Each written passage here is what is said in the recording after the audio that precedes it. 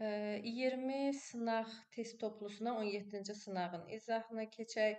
İnsanın qanında və toxumalarında hansı maddənin miqdarının artması Yunan dilinə tərcümədə ayaqüstü tələ, dırnaq arası yazıblar, olan xəstəliyin yaranmasına səbəb olur.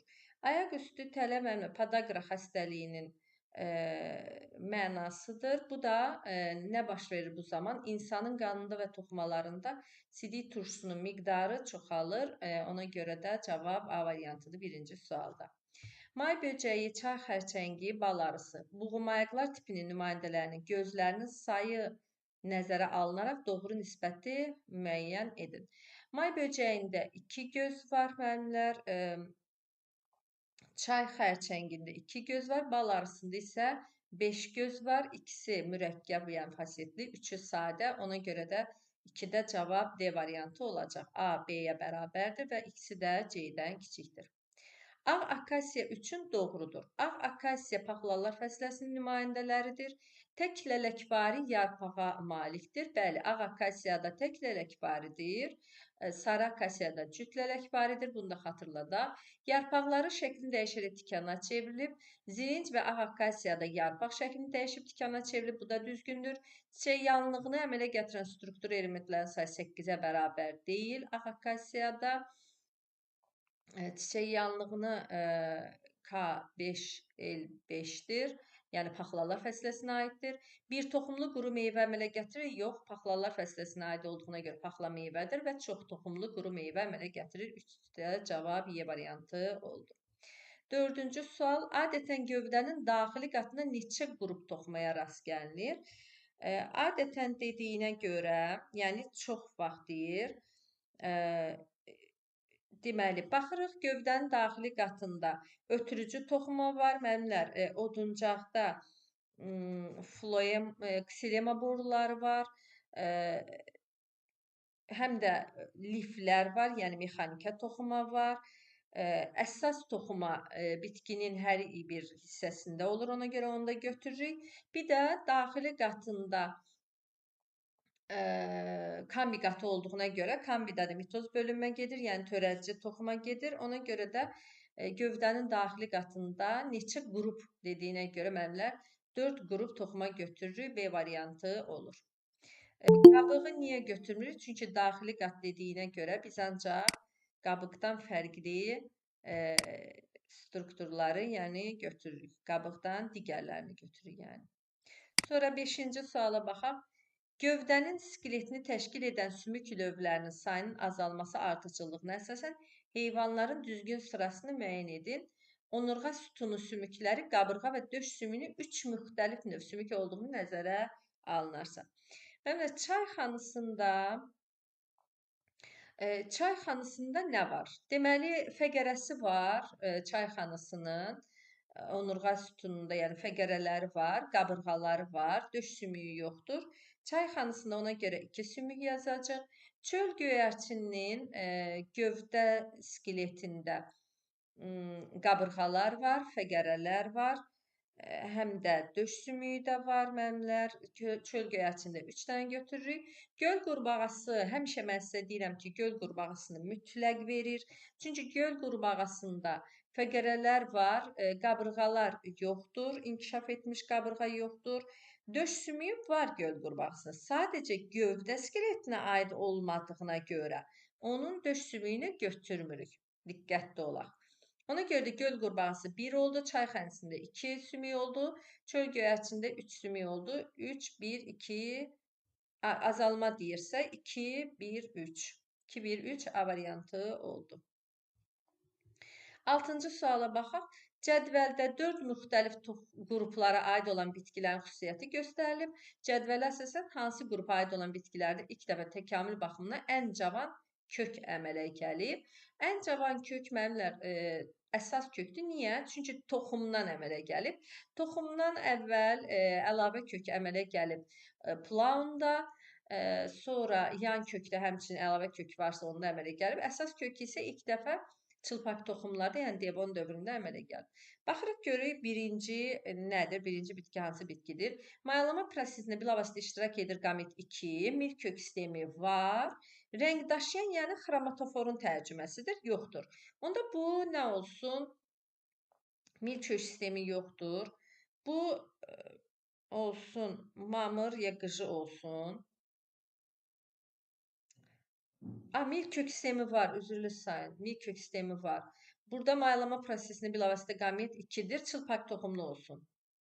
2 milkök sistemi var yenə. Mayalama prosesində qamet 3-dür. Örtülü toxumlarda məndə 2 spermi, 1 yumurta hüceyrə iştirak edirdi və xromatoforu da yoxdur. Bu olsun örtülü toxumlu.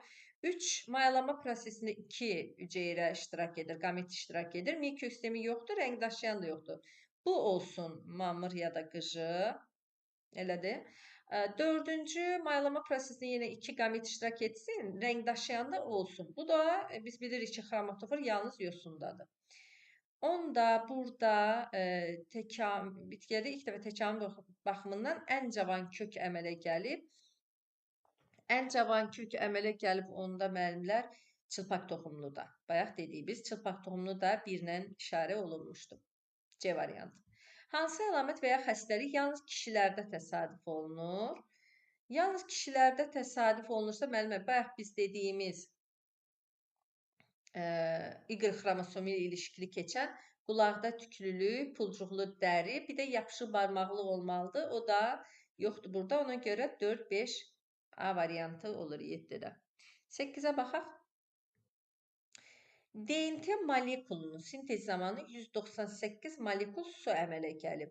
Əgər qarğıdalı dəninin cücərməsinə sərf olunan suyun miqdarı DNT-nin nukleotidlərinin sayına bərabər olarsa, bu bitkinin quru dəlilərini çəksin.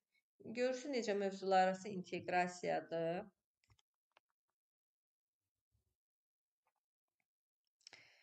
Baxaq, həll eləyək.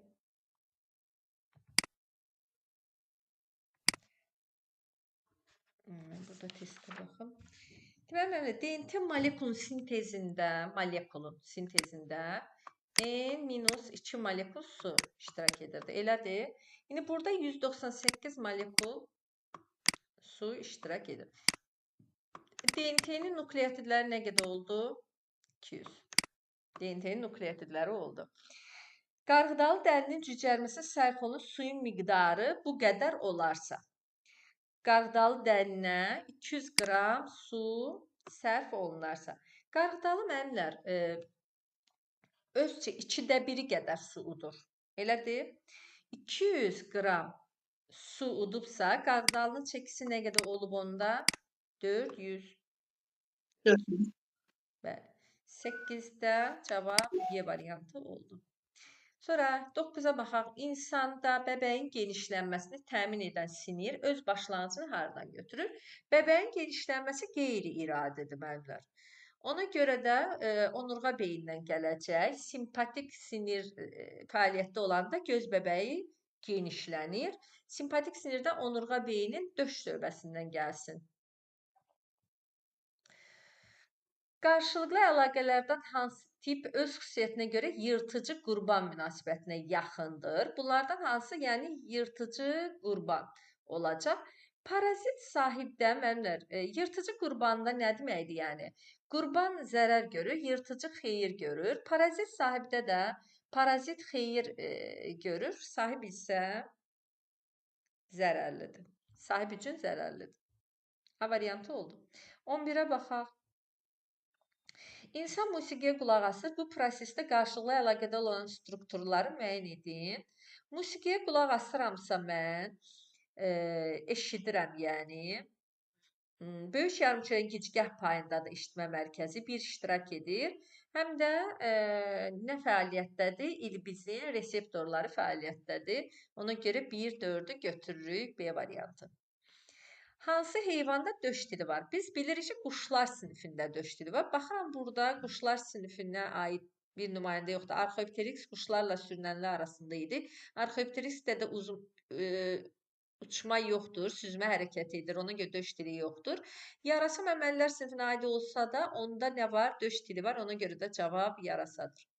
Hansı bitkinin bir çiçəyinin yumurtalığında bilavasitə ikiqat maylama nəticəsində əmələ gələn bütün hüceyrələrin xromosom yığımları 5N olar? Bir çiçəyin yumurtalığında Bir çiçəyin yumurtalığının bilavasitə iki qat mayalanma nəticəsində əmələ gələn bütün hüceyrələrin xromosom yığımları cəmi 5 olar. Burada nəyə əsasən götürürük? Göy çiçəkdə bir toxumlu olduğuna görə bütün hüceyrələrin deməli 2 qat mayalanmada 5 olacaq. Bax, badımcan çiçəklər, badımcan gilə meyvədir. Bənövşə də çox toxumludur. Quşəbpəyi də çox toxumludur. Lərgə də çox toxumludur. Bircə burada göy çiçək bir toxumludur. Ona görə hüceyrələrin xromosom yığımlarının cəmi 5 olacaq.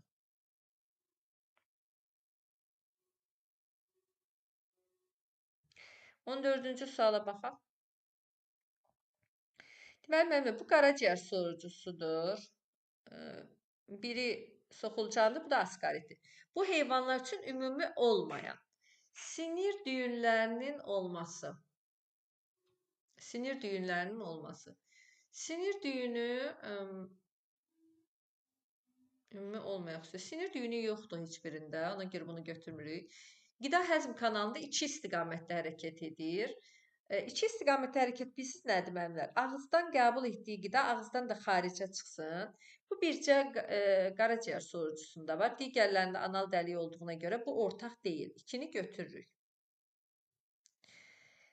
Qan damar sisteminin olması. Qan damar sistemi bircə soxulcandadır. Ona görə bunu da götürürük. Hamısı üçün ümumi deyil. Eninə əzələlərin olması. Eninə, yəni həlqəvi əzələ bircə soxulcandadır. Digərlərində yoxdur. Uzunluğa əzələ olması da uzunluğa əzələ hamısında var. Deməli, uzunluğa əzələ həlqəvi qurdlarda da var. Saf qurdlarda var. Ona görə də bunu götürmürük. 14-də cavab olur 2, 3, 4 A variantı. İnsanda neçə növ sümük bilavasitə çanaq sümüyü ilə birləşmə əmələ gətirir? Neçə növ?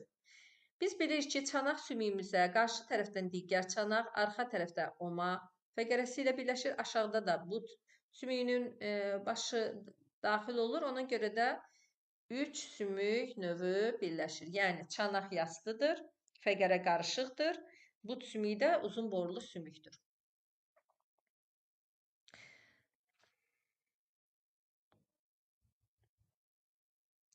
16-ya baxaq.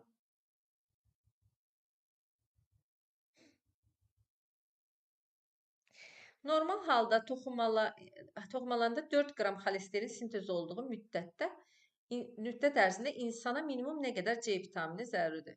Müəllimlər, bizim orqanizmimizin özümüz bədənimizdə sutkada 1 qram xolesterin sintez olunur. Xaricdən də 0,4-0,5 qram xolesterin qəbul edirik. İndi sutkada 1 qramdırsa, 4 qram xolesterin 4 sutkadadır. Bizə də lazımdır C vitamini 50-100 milliqram günə. 50-100 milliqram. 4 günə nə qədər olacaq? 200 milliqram. A variantı olur. 17-yə baxaq. Eyler-Venn diaqramına uyğun bəndləri müəyyən edin. Spermi və spermatozoid. Deməli, spermi proterozoid erasında yaranıb. Proterozoid erasında müəllimlər yaranacaq spermatozoid. Deməli, yosunlar əmələ gəldiyinə görə və heyvanlar aləminin bütün tipi əmələ gəldiyinə görə spermatozoid yaranacaq. Paleozoid erasında yaranıb spermi, paleozoid erasında yaranıb çılpaq toxumlarla bir yerdə. Sonra xromosom müxtəlifliyinin sayı orqanizmin haploid xromosom yığımına bərabər olur. Xromosom müxtəlifliyinin sayı orqanizmin haploid. Deməli, xromosom müxtəlifliyinin sayı orqanizmin haploid xromosom yığımına bərabər olur. Bu spermatozoiddə 23 xromosom var. Yəni haploiddir də, spermidə də, spermatozoiddə də haploiddir. Ona görə haploid xromosom sayına bərabər olur xromosom müxtəlifliyinin sayı.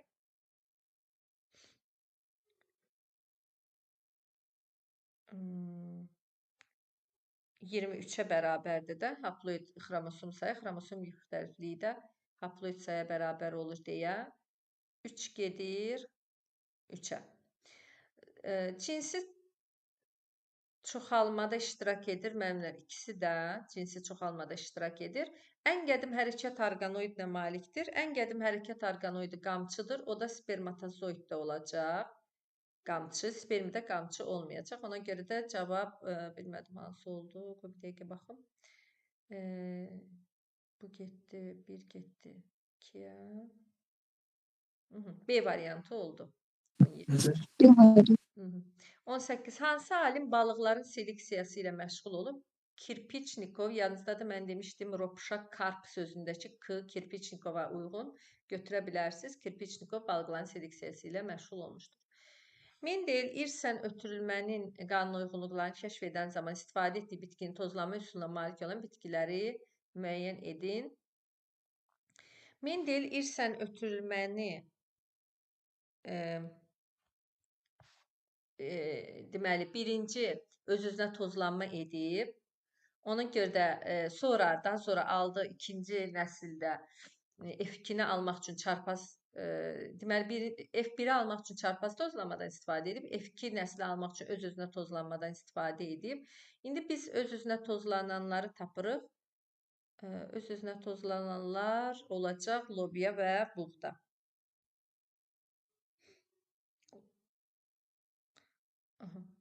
Öz-özünə tozlananları tapdıq. 20-ci suala baxaq. İnsan həzm kanalının verilən şöbələrini qidanın hərəkətinin düzgün ardıcıllığını müəyyən edir. Birinci hardan hara gedir onu deyirik. Biz mədədən sonra gəlir nazik bağırsaq, daha sonra yoğun bağırsaq gəlir. Ona görə də birinci 12 barmaq bağırsaqdan gələcək qida, yəni nazik bağırsaq ilk şöbəsi, 12 barmaq acı qalça, sonra acı və sonra yoğun bağırsaq hissələri kör, çəmbər və düz, yəni kör bağırsaq, sonra çəmbər bağırsaq gəlir. Ona görə də 4, 3, 2, 1, 20-də A variantı olacaq. Meyvə kök gövdə yumrusundan nə ilə fərqlənir? Meyvə kök əmələ gəlir əsas kök və gövdənin aşağı hissəsi. Gövdə yumrusu da gövdənin şəkil dəyişməsidir. Nə ilə fərqlənir? Ondan bilavasitə yan köklər çıxır deyir. Gövdə yumrusundan əlavə kök çıxır. Meyvə kökdən əlavə kök də çıxa bilər, yan kök də çıxa bilər. Ona görə 1 ilə fərqlənir. Onun yaranmasında gövdə iştirak edir. Bu ikisinin də ortaq cəhətidir. Bayaq dedim ki, meyvə kökün yaranmasında əsas kök və gövdənin aşağı hissəsi, gövdə yumrusu da, yəni kartof gövdənin şəkilləşməsinə əmələ gəlir. Ona görə bu ortaq cəhətdir. Ondan əlavə kök çıxır. Bu da ortaq cəhətdir. Onun yaranmasında 2 müxtəlif vegetativ orqan iştirak edir. Bəli, kök və gövdənin aşağı hissəsi. 4-ü də götürürük. Orada ehtiyat qida maddələri toplanır. Ümumiyyətlə şəkil dəyişmələrdə ehtiyat qida maddələri toplanır. 21-də cavab C variantı. 22-yə baxaq. Burada mənimlə 2 aləmin nümayəndələri hüceyrələrin quruluşu verilib. Bu bitki olsun. Çünki görürsünüz necə kvadrat formasındadır. Yəni kvadrat formasında deyəndə ki, belə xətləri düzdür. Bu heyvan hüceyrəsidir. Hüceyrə divarı yoxdur deyə götürürük. Birinci aləmin hüceyrələri ikinci aləmin hüceyrəsində nə ilə fərqlənir? Yəni bitki heyvandan nə ilə fərqlənir? Bu aləmin nümayəndələrinin əksəriyyəti ömrünün sonuna dək böyüyür. Həqiqətən də bitkilər aləmi əksəriyyəti ömrün sonuna qədər böyüyür. Hüceyrə şirəsi ilə dolu vakuollar olur, bəli, bitkidə.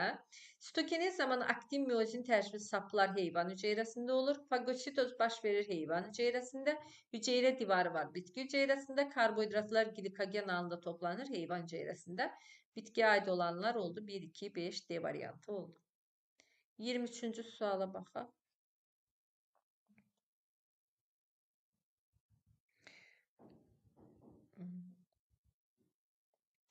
Ürək siklinin müddəti sakit halda 11,2 millilitr oksigenin ağciyərə daxil olduğu vaxtda bərabər olan insanın 1 dəqiqə ərzində nəbz vurğusunu hesablayın. Baxaq.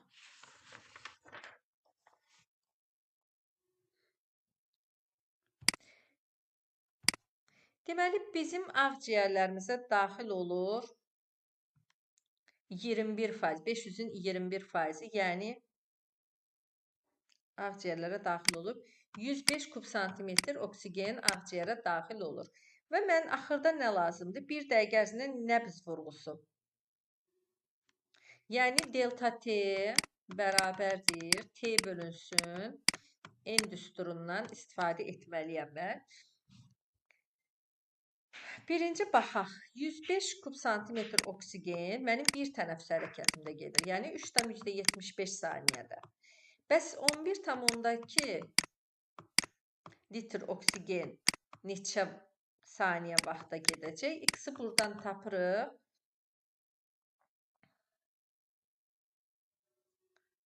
0,4 saniyə. İndi nədir? Ürək siklinin müddəti 0,4 olanda 1 dəqiqədə insanın nəbz vurğularını tap. Mən tapacam onda X bərabərdir. 1-i bölürük.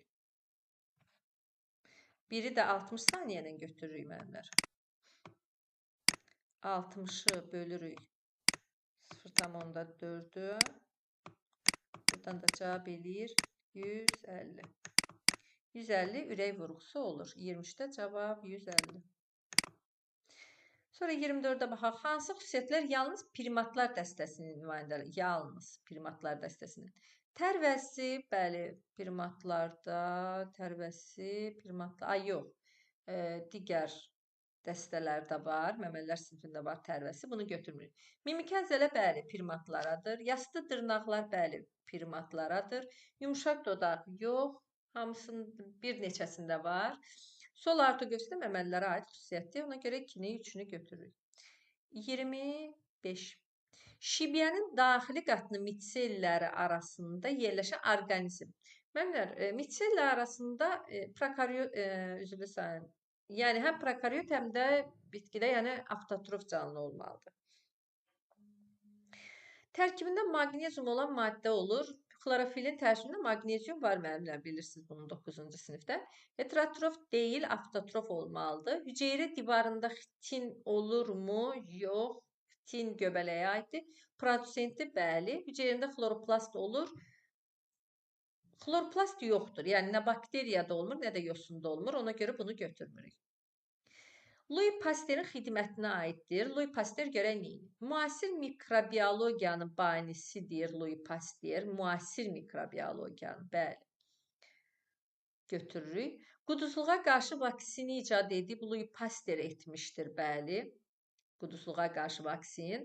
Çiçəyə qarşı Jenner edib. Quduzluğa qarşı Pasteur etmişdir. Təbii çiçəyə qarşı, bax bunu Jenner edib. Bunu çıxırıq. Ekologiya terminini elmə yox, Pasteur gətirməyib. Lamarck gətirib, səhv eləmirəmsə. Müasir dövrdə həyatın öz-özünə yaranmasının qeyri-mümkün olması sübut edib kolbası ilə.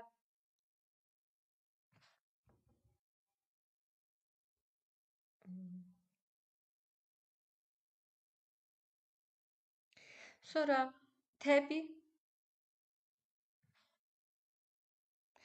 Təbii yaradılış tarixi kitabının müəllifidir deyir. Yox, Pasteurdə elə bir kitab yox idi.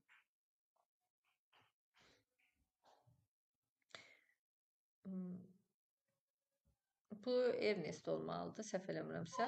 27-yə baxaq, uyğunluğu müəyyən edin. Coğrafi əmələ gəlmə, növ əmələ gəlmə və ekoloji növ əmələ gəlmə.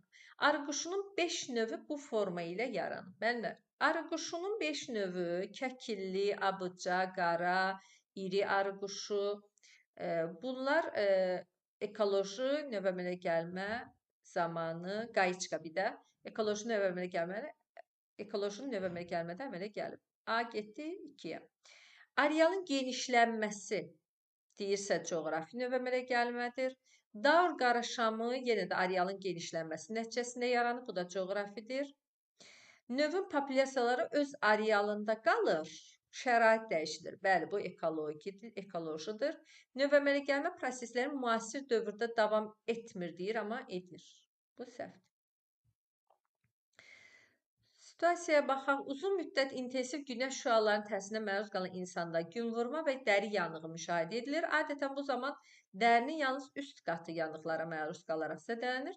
Dərinin zədələnmiş hissəsi hansı toxuma qrupu və öz başlanğıcını hansı rüşeyin vərəqindən götürülüb? Müəllim, bu epidermisdir. Epidermis də çoxqatlı epiteldir, epitel toxuma qrupundan. Öz başlanğıcını epidermis ektodermadan yaranıb. Günəşin hansı şüaların təsiri nəticəsində insanda belə hal yarana bilər? Günəşin ultrabənövşəyi və infraqırmızı şüaları yanmaya səbəb olur. Yəni ikisini də götürə bilərik. Ən çox ultrabənövşəyi şüalar. Dərinin zədələnmiş hissəsində hansı maddələr sintez olunur? Melanin pigmenti sintez olunur. Bu maddələrin çatışmaması nəyə səbəb olur? Melanin pigmenti çatışmayanda albinizm deməli, bir də D vitamini də. D vitamini dərinin sintetik funksiyasıdır, D vitamini. D vitamini çatışmayanda raxit xəstəliyi və yaşlılarda da osteomilyasiya xəstəliyi olur, uşaqlarda raxit xəstəliyi olur. Melanin neynir? Melanin pigmenti də insanın dərisini ultrabənövşəyi şüalardan qoruyur, yəni buna səbəb olur. Bu da 17-ci sualın izahı.